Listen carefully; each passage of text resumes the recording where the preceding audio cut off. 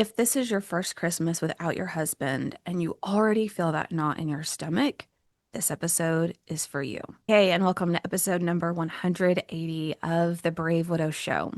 Today, I'm going to talk about the first Christmas without your husband and a 3-step survival plan that will help you get through Christmas. But before I dive into today's episode, we have so much going on that I want to make sure that you are aware of. So, by the time you're listening to this episode, we will have already had the Widow Winter Solstice. And while I'm recording this episode in advance, I have to imagine it was amazing, like it has been every other year. And also, we are planning to announce for the very first time a Brave Widow Academy scholarship.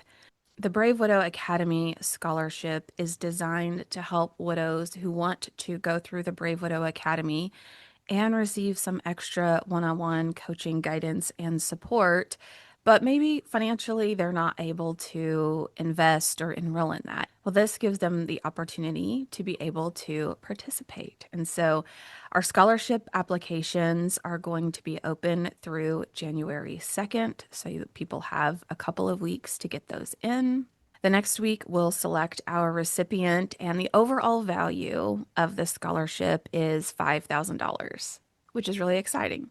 Also, if you refer or recommend someone to fill out a scholarship application and they list your name on the application, if they are ultimately awarded a scholarship, then you, as the person who referred them, will also receive a scholarship. Or if you're already in the academy, will extend your time in the alumni group for that amount of time at no additional cost. The scholarship will fund that. So, the more people that you refer to fill out a scholarship application, the more likely your odds are that you will be chosen as someone who referred the scholarship recipient. So, again, you have until January 2nd to complete that. If you go to bravewidow.com, it's right there on the homepage. I try to make it as easy as possible. Our next Brave Widow Academy group is starting on Thursday, January 22nd, and we will meet from noon to 2 p.m. Central Time every week for 6 months. And I'm excited to get this next group going. Also, I have just a couple spots left for Grief Recovery Method. For those of you who want to go through that, we're meeting on Tuesdays from 1 to 3 p.m. Central Time, and we will pick up on January the 6th. Grief Recovery Method is an evidence-based program that I am certified to facilitate, and it's the number one thing that most of my clients say really helped jumpstart for them their ability to be able to get unstuck and start moving forward beyond grief. So, if you want to learn more about that, just go to bravewidow.com, and up at the top, there's a Join Grief Recovery Method tab. All right, let's dive in to today's episode. My first Christmas without Nathan was in 2021. So this will be our fourth one. And it was just 5 months after he had died. And I remember debating whether or not to put up the tree, whether or not to decorate. And we had just done it for so many years, it felt wrong not to do it. And my daughter was really the one who would help decorate, and the boys were in and out, mostly just out of the way. And so I remember that she and I were decorating, and it just felt like I was in shell shock.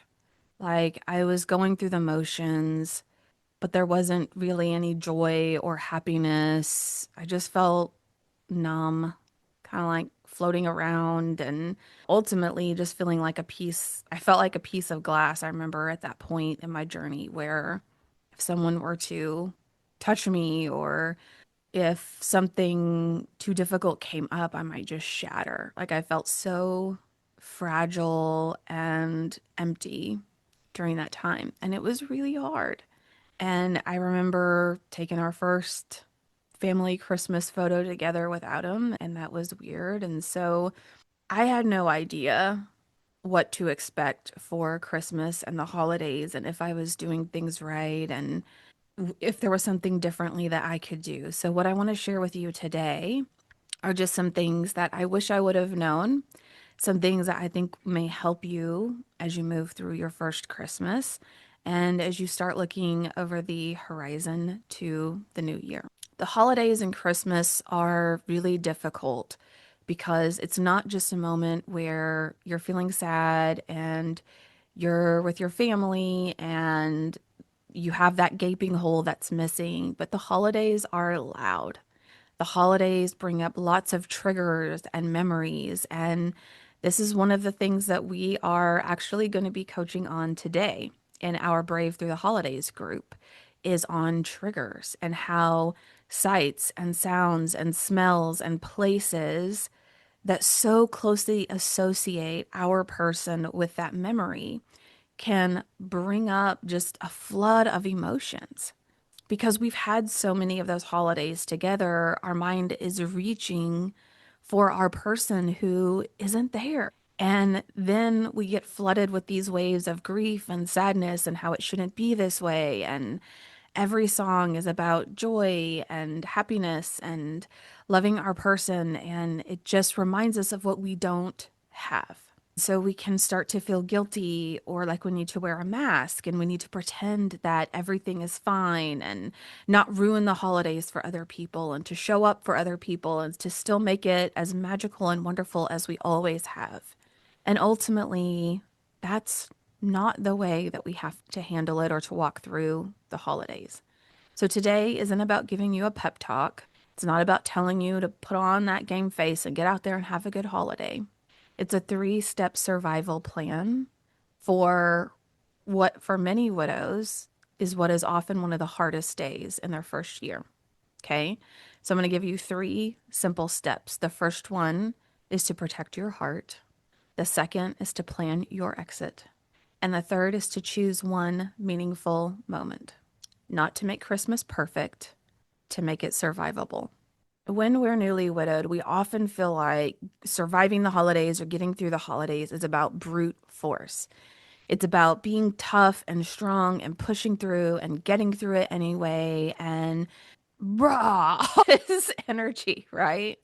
And the reality is, what I coach widows to do is to actually do less and not more.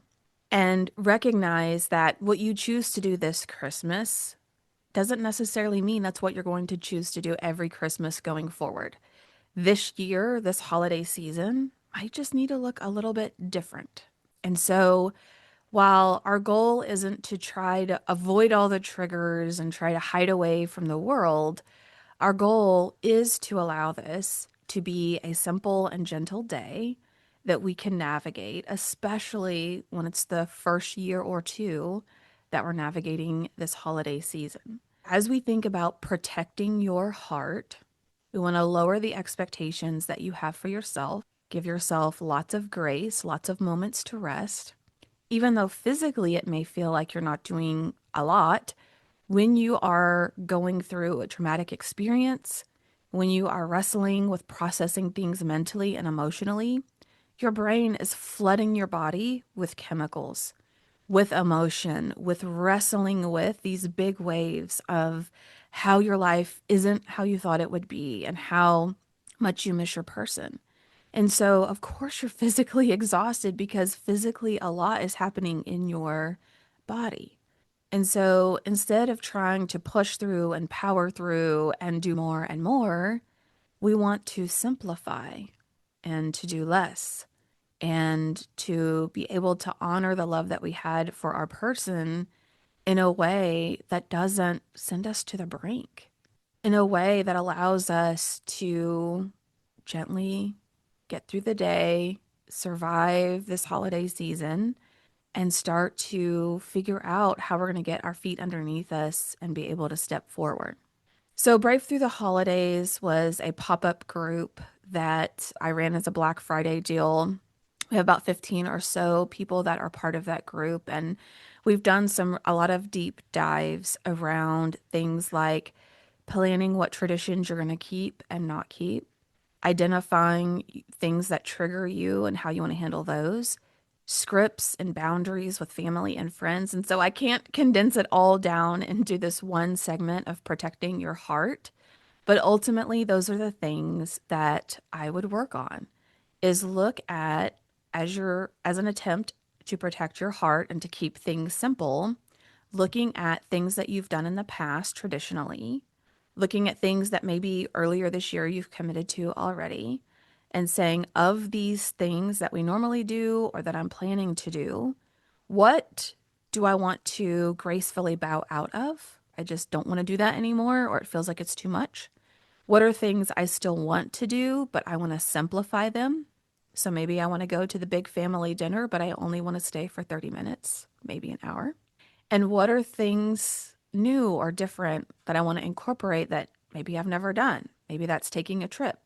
Maybe it is giving gifts to a toy drive instead of trying to find gifts for everyone in the family, but it's just something completely different. Spending some time thinking about how you would like the holiday to go, what how you would like to handle those things differently, who you need to communicate to, and knowing what your backup plan will be are all really helpful things as you think about the day. What I tell widows is that there's no right answer on what you want to do for Christmas. If you want to stay home alone, you can. If you want to go and do all the things, you can. If you want to take a trip and change up your tradition, you can. There's no wrong answer, really, on what you want to do for the holiday. The biggest struggle that I see widows face is when they've avoided thinking about the holiday, they have put it off, they don't want to think about it, and then they wake up on that day and they just spiral all day long. They think about how they weren't invited to a certain event or how they told people they weren't going to show up and now they wish they had, or they committed to something they wish they didn't and they don't know how to get out of it. And it's Christmas Day, so the people they can reach out to for help is very limited and they're just spiraling. My heart goes out to those individuals. And so my goal is not to tell you what you should and shouldn't do. You can decide that. My goal is to help you love why you're deciding to do that, to make a decision from a place that feels empowered and a place that feels that you are making a decision versus from a place of, I'm a victim, I have no choice, I have to do this, people are going to be upset if I don't do this, or realize on the big day that you don't have the energy you thought you would. And so now you're spiraling with guilt and shame and all of the things. My goal is just to help you have a plan for how you want that day to go and to have a backup plan if for some reason it's just harder than you thought or it takes more energy than you thought, which is totally fine. So, step number one, protect your heart. Step number two is to plan your exit. One of the fastest ways to feel safer in attending events or going places is to know that you can leave. And if you're an introvert or someone who doesn't like going to a lot of places, or it just takes a lot of energy to go out of places, you might already be a pro at planning your exit and knowing that you have to get out of there, right? Oh, I got to let my dog out. Oh, I have some other things I need to do. But it is helpful, whether or not you're accustomed to doing that, is to have a way out. And maybe it is just setting the expectation in advance of, hey, I would like to go, but I'm only going to be able to stay 30 minutes. And then you can change your mind if you want to stay longer. Or just by saying, hey, I just don't know that I can fully commit. So if it gets too hard or heavy, I need to leave. But doing things like driving yourself places so that you have your own ride to get out, knowing that you might just want to go for a little bit. And if that's all you can handle, that's perfectly fine. Setting a time boundary for how long you want to be there. And then identifying once you get back home, how do you want to decompress? Do you want to take a shower? Do you want to read a book? Do you want to sit with a blanket on the couch? Just again, just having an idea. Having a plan for your exit is having a plan to be able to breathe. Because when our emotions are really high, when we're triggered, when we're really upset and we start to spiral, that is not the time that we can think clearly or come up with a plan or decide what we want to do. But if we will plan these things in advance the best that we can, then we can default back to our list. This something similar just came up in one of our academy calls this week when One of my clients was saying, I tell myself I don't have anyone I can call when I'm feeling upset or emotional. And I know that isn't true. I know I do have people, a couple people I can call. I just can't ever remember who they are when I'm in that moment. And so one of the things that we talked about was on her phone on the front screen to save that contact as a favorite or to save them like on the front screen of her phone in the phone app so that when emotions are high, she just has to go there. That's all she has to remember. And then she sees the names of the people that she might choose to call, and then she can call them. So, does that mean she's not going to ever spiral again? No. Does it mean that she won't need to reach out to people? No. But now she has a plan when that happens, what to do to be able to come down out of the emotional spiral and to reach out to people for support. And that's what we want to do today. All right, so we talked about protecting your heart, planning your exit, and then number 3 is picking one meaningful moment. So many times we feel that we have to make Christmas magical. And maybe that's if you were the person that created the magic at home, or you did it for the kids, or you were the person who got everyone in the extended family stockings, or whatever it is. And so Christmas is like this big, huge event, and we just feel the pressure that we have to do all of the things. Instead of trying to do everything, my suggestion is to pick one meaningful moment. And so maybe it's a moment where you light a candle and you say their name out loud and you talk about them. Maybe you write them a letter on Christmas morning. Maybe you take a walk and you listen to a song that both of you love. Maybe you decide to do one tradition and let the rest of them go. Maybe you decide to serve someone else by volunteering, donating, or fixing a meal. One meaningful moment is enough for the whole year and the whole holiday season. This Christmas, my heart is with you. I'll be thinking about you. I'll be praying for you. And I hope that these 3 simple steps will help you in preparing your heart for Christmas and the holiday season and being able to navigate that.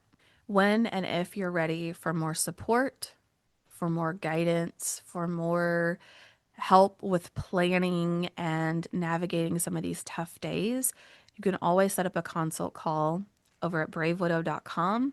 During the consult call, I take my time to learn more about you, about the current struggles that you're facing, and whether the academy or one-on-one coaching could be the best fit for you. Go to bravewidow.com, and I would love to speak with you. This year, I wish you and your family a gentle and a peaceful Christmas and New Year. If you're tired of feeling lost, lonely, and second-guessing every decision, my coaching program is meant for you. I help clients find clarity, create real connection, and build confidence up for good.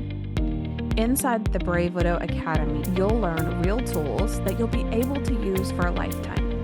If you're ready for the next step, go to bravewidow.com to book a consult. It's free, it's no pressure, and it can be your brave next step to healing your heart and building a life you love again. Go to bravewidow.com today to book your consult.